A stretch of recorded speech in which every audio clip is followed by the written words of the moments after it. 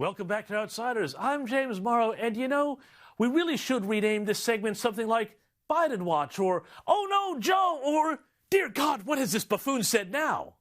Because, friends, I know we have talked a lot in the past and over the last several months about Joe Biden's gaffes. But have I got a shocker for you? Just have a listen to what Joe Biden, Democrat candidate for president, said when he was signing off an interview with African-American radio host Charlamagne tha God on Thursday. Listen, you got to come see us when you come to New York, VP Biden. I will. It's a long way until November. We got more questions. You got more questions, but I tell you, if you have a problem figuring out whether you're for me or Trump, then you ain't black. It don't have nothing to do with Trump. Then you ain't black. And there you have it. The entire bankrupt ideology of leftist identity politics summed up, revealed by a doddering old man broadcasting from his basement. Don't vote ideas, don't vote policies, don't vote what's best for you or your family or your business. Vote your skin color. Now, Biden's advice would probably come as a surprise to some people, like regular Outsiders guest, the Trump-supporting African-American Benji Irby, as well as the small but increasing number of black voters who have thrown their support behind Trump. But in response to the predictable reaction, Biden later tried to walk back his comments, telling the Black Chamber of Commerce that I should not have been so cavalier. I never, ever taken the African-American community for granted, and I shouldn't have been such a wise guy. Well, nice try, Joe, but this little incident reveals two things, neither of them pretty. Number one, in putting things so boldly, Biden revealed a fundamental truth of leftist politics, namely that identity matters more than ideas. Biden may have said sorry for taking the African-American community for granted, but the idea that if you're black or gay or disabled or a member of some minority group or other, you must vote for the left or be a traitor to your quote-unquote people has been around for decades. And it's incredibly toxic because it denies people the ability to think for themselves, instead insisting that they participate in a dreary groupthink that might not necessarily serve their own individual interests.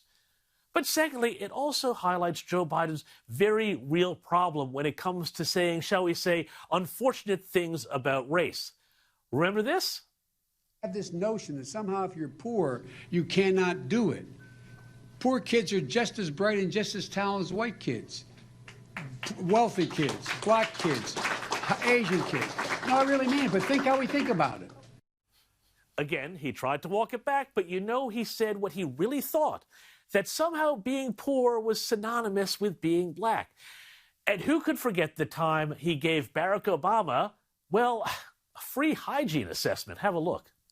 We got the first sort of mainstream African American who is articulate and bright and clean and a nice looking guy.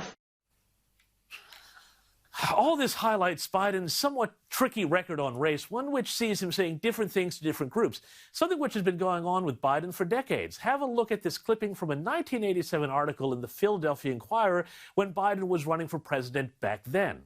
Quote, at his news conference Thursday, Biden said he refused to join the Democrat Party in Delaware in the 1960s because he was not comfortable with its racist elements, the article states, continuing.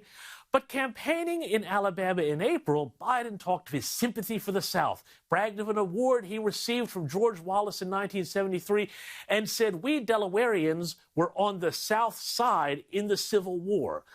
Now, it may have been a long time ago, but it does seem a bit rich for the supposed champion of black Americans today to have once bragged about getting a gong from George Wallace, the segregationist former governor of Georgia who once literally stood at the door of an auditorium at the University of Georgia to try and block the entry of black students.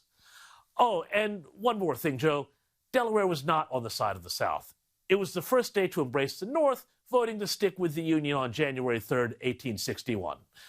Now, I'm not saying Biden's necessarily a racist, but can you imagine how the media would treat a Republican who kept saying such things? One thing's for sure, you wouldn't just be hearing about it on Outsiders.